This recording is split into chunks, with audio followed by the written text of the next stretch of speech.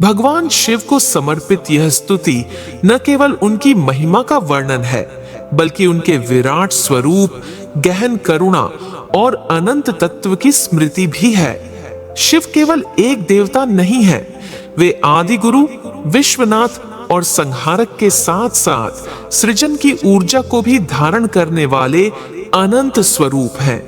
उनका रूप भले ही भस्म से अंगा हुआ, जटा झूठ से सुसज्जित और गले में भयानक सर्प से अलंकृत दिखता है, परंतु भीतर वे करुणा, प्रेम और उपकार की अमिट मूर्ति है।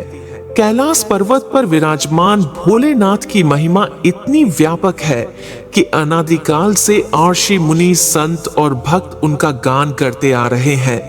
वे योग के अधिपति हैं, ध्यान के स्रोत और समाधि के सर्वोच्च अनुभव हैं। शिव का तांडव सृष्टि का नृत्य है, जो समय के चक्र को गति प्रदान करता है। जब वे नृत्य करते हैं तो ब्रह्मांड का जन्म, पालन और लय उसी में समाहित हो जाता है। उनकी जटा से बहने वाली गंगा न केवल धरती को जीवन देती है, बल्कि आत्मा की शुद्धि का प्रतीक भी है। नीलकंठ रूप में उन्होंने समुद्र मंथन से उत्पन्न कालकूट विष का पान कर समस्त लोगों को विनाश से बचाया। यह उनके त्याग और लोक कल्याण की अनुपम मिसाल है। शिव विरोधाभासों के स्वामी हैं, वे सन्यासी भी हैं और गृहस्थ भी, वे महाकाल भी हैं और औघड़दानी भी, वे रौद्र भी हैं और करुणामय भी। उनके प्रत्येक नाम में गहन दर्शन और जीवन का सत्य छिपा है। महादेव हमें यह सिखाते हैं कि जीवन में तप और त्याग के साथ प्रेम और करुणा का संतुलन आवश्यक है। उनका साधारण रूप भस्म, चंद्रमा, गंगा जल, डमरू और त्रिशूल मानव जाति को यह संदेश देते हैं कि वैभव और दिखावे में नहीं, बल्कि सादगी और आत्मज्ञान में वास्तविक शक्ति निहित है। वे हर भक्त के लिए सहज उपलब्ध हैं, क्योंकि भोलेनाथ अपने भक्त की पुकार पर तुरंत प्रसन्न हो जाते हैं।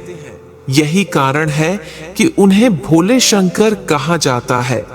उनकी उपासना केवल पूजा पाठ तक सीमित नहीं है, वरन यह आत्मा को उसके मूल स्वरूप से जोड़ने का माध्यम है। जब हम ओम नमः शिवाय का जप करते हैं तो यह 5 अक्षरी मंत्र हमारी आत्मा को कंपन से भर देता है और सीधा शिव तत्व से जोड़ देता है। शिव का स्वरूप न केवल हिंदू धर्म में बल्कि मानव चेतना में सर्वव्याप्त है। वे विनाशक हैं तो नूतन सृजन के जनक भी हैं।